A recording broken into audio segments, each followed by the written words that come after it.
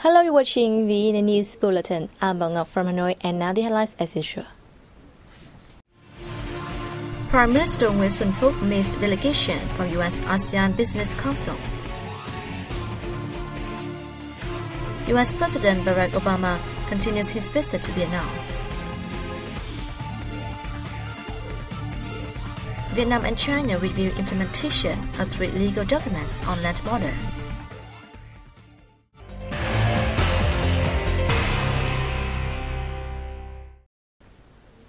Prime Minister Nguyen Xuan Phuc hosted a reception in Hanoi on May 24th for a delegation from the US ASEAN Business Council, where he stressed that the business community should be a decisive factor for the sustainability of relations between two countries. Prime Minister Phuc said Vietnam continually facilitates the operation of foreign investors in the country, including those from the US, adding that its government and agencies are trying to remove all obstacles to further develop trade, investment and tourism ties. He stated Vietnam wants to learn from other nations' experience in developing a digital economy as well as renewable energy, and hope the Council will create favorable conditions to support Vietnamese enterprises. The government leader also suggested the Council boost cooperation with Vietnam within the framework of the Trans-Pacific Partnership Agreement. Chairman of the Council, Keith Williams, said he wants to help Vietnamese businesses expand the market for their exports. The Vietnamese government's recent issue of a resolution on supporting business development sent a strong message on its resolve to encourage investment and production by the business community, not only at home but abroad. Williams affirmed that the U.S. business community will do its utmost to canvass the Congress to ratify the TPP as early as possible.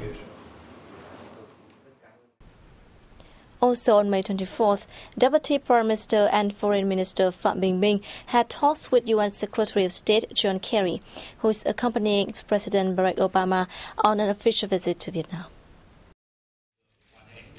The two foreign ministers expressed their delight at the fine outcomes of the earlier talks and meetings between Vietnamese leaders and U.S. President Barack Obama, along with the signing of many meaningful agreements, especially those on economy, trade, investment and cooperation in climate change prevention and war consequence settlement.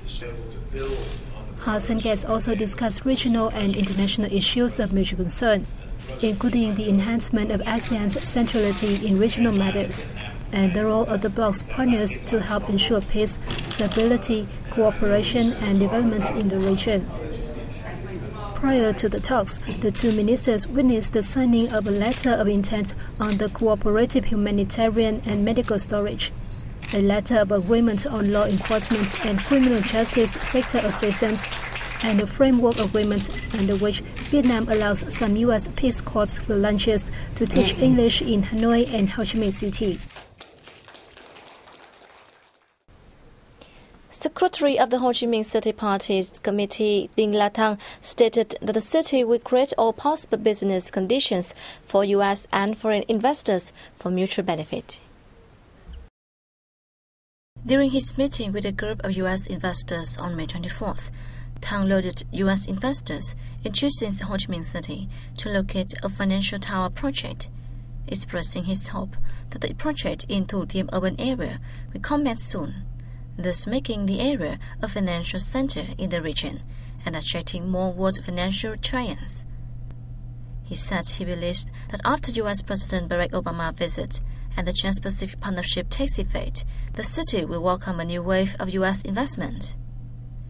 Chairman and CEO of Cantor Fisher-run Group, Howard Lunick, briefed his host on his company's plan to invest in the financial tower project in Ho Chi Minh City, saying that it can serve as an important point to rotate financial flow in the Southeast Asian region in the future. Vietnam and the U.S. have issued a joint statement on the occasion of the visit by U.S. President Barack Obama to Vietnam at the invitation of his Vietnamese counterpart Trần Đại Quang. Both sides committed to work together to advance the comprehensive partnership in such areas as strengthening political, economic and diplomatic ties, deepening people-to-people ties, enhancing security and defense cooperation, promoting human rights and legal reform, addressing regional and global challenges, and deepening a long-term partnership. We have more coverage on President Obama's visit. On May 24th, U.S. President Obama delivered his speech in front of Vietnamese people in Hanoi. He said his heart has been touched by the kindness for which the Vietnamese people are known, and he feels the friendship between the two people, as many Vietnamese have been lining in the street, smiling and waving.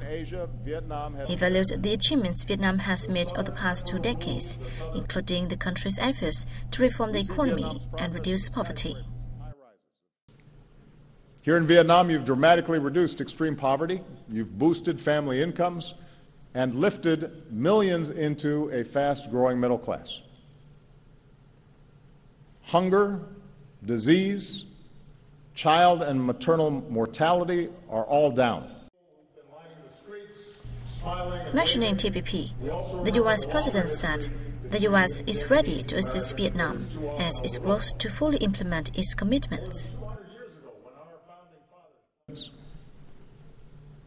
I want you to know that as President of the United States, I strongly support TPP because you'll also be able to buy more of our goods, made in America.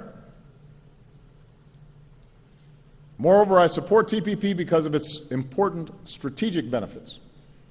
Vietnam will be less dependent on any one trading partner and enjoy broader ties with more partners, including the United States. Obama also said Vietnam-U.S. comprehensive partnership is still in its early stages, and that he wants to share with Vietnam the vision that he believes can guide the two nations in the decades ahead. With this visit, we've agreed to elevate our security cooperation and build more trust between our men and women in uniform. We'll continue to offer training and equipment to your Coast Guard to enhance Vietnam's maritime capabilities. We will partner to deliver humanitarian aid in times of disaster.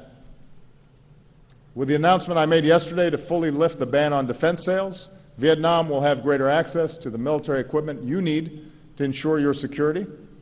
And the United States is demonstrating our commitment to fully normalize our relationship with Vietnam.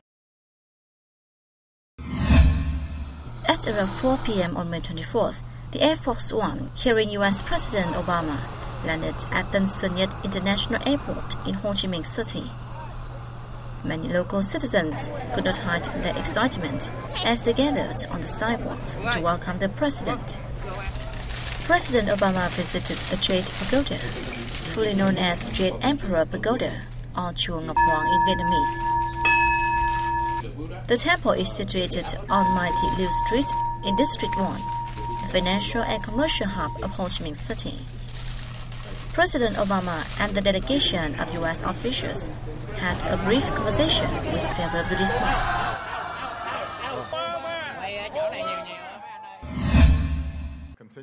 Besides the pagoda visit, while in Ho Chi Minh City, the U.S. President attended an event that focused on both the two countries' commercial ties and entrepreneurship.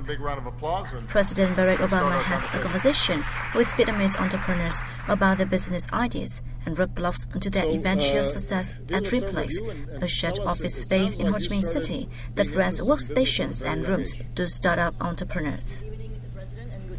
Obama told his audience that their success would send a message about Vietnam's potential for innovation to the world.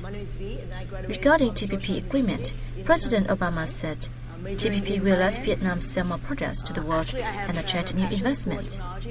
He said the pact will accelerate economic reforms in Vietnam, boost its economic competitiveness, and open up new markets. A number of international media outlets have covered the U.S. President's official visit to Vietnam, highlighting the trip's importance to the development of bilateral relations. The Wall Street Journal called Obama's visit to Vietnam an historic trip, saying that it will open up a new chapter in Vietnam-U.S. relationship. The Washington Post noted that the visit reflects a new step in bilateral relations, helping to foster economic and security cooperation between the two countries. The article said 41 years after the end of the Vietnam War and 21 years after the normalization of relations, the president wants to lift Vietnam-US ties to a new height. An article ran by Argentina news agency Pham said that dealing with war consequences, especially clearing Agent Orange dioxin-contaminated areas, will be one of the highlights of talks between President Obama and his Vietnamese counterpart.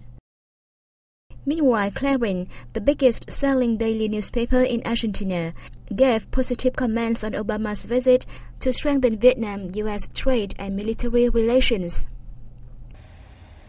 Major press agencies around the world also carried stories about President Barack Obama's announcement of fully lifting the embargo on the sale of lethal weapons to Vietnam during his visit to the country.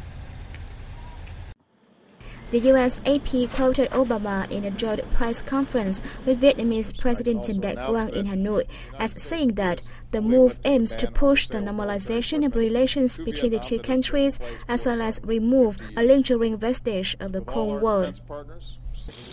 The CNN channel described the full removal of the weapons embargo to Vietnam as a move to deepen bilateral defense relations. Major German newspapers such as Spiegel, Süddeutsche Zeitung, and Die Zeit published stories highlighting the move as a way to completely normalize relations between the two countries and eliminate the vestige of the Cold War. Meanwhile, France AFP cited the U.S. president as saying the complete removal of the weapon embargo underscores the commitment of the U.S. to a fully normalized relationship with Vietnam. Le Monde newspaper described the visit as further evidence of the gradual approach between the two countries.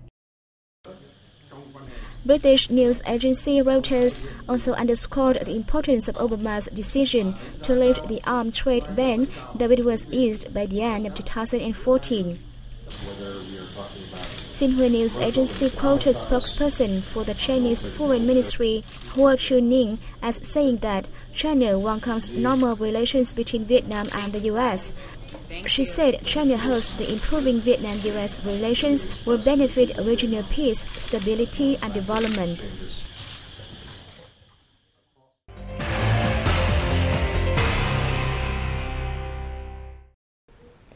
Vietnamese Deputy Foreign Minister Lê Hoài Trung and his Chinese counterpart Liu Chengmin co-chaired a meeting in China's Nanning City on May 24th to review the implementation of 3 legal documents on the Vietnam-China land border.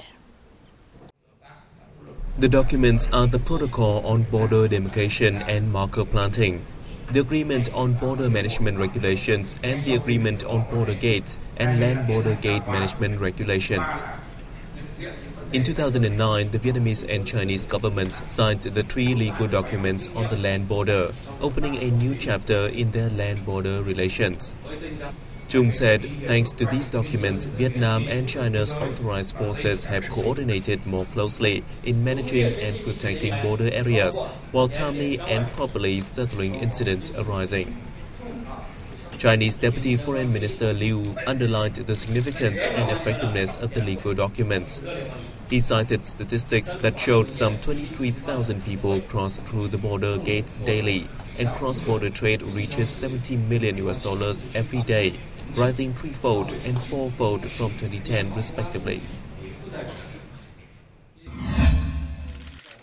Deputy Foreign Minister Lê Hoài Trung met with Secretary of the Party Committee of China's Sichuan Autonomous Region, Pham in Nanning on the same day. He suggested strengthening links between Guangxi and Vietnamese border localities in this work in the coming time. Chung stressed the need to promote cross-border economic connections, education cooperation, and cultural exchanges among border localities of the two countries, towards building a peaceful and stable borderline between the nations. Pham stated that Guangxi will work with the most responsible spirit to strictly implement the high-ranking agreements reached between the two countries, contributing to stepping up the China-Vietnam friendship and comprehensive cooperation. And that has wrapped up our news bulletin. Thanks for joining us, and goodbye for now.